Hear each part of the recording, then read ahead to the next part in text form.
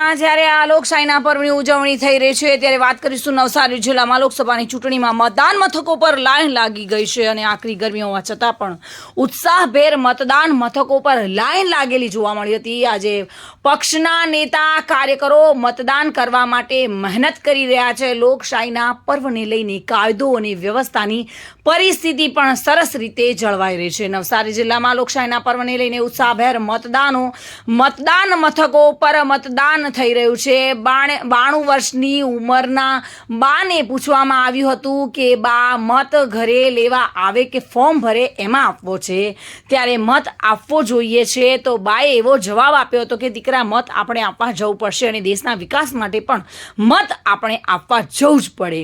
નવસારી જિલ્લામાં અત્યાર સુધીમાં સરેરાશ 38% જેટલું મતદાન નોંધાયું છે।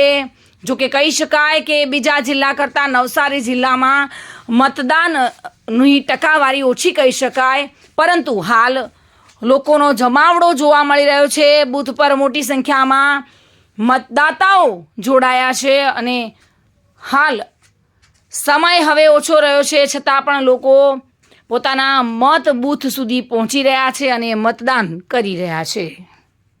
ચંદ્રકાંત ધમલ સાથે bureau report, today Gujarati news.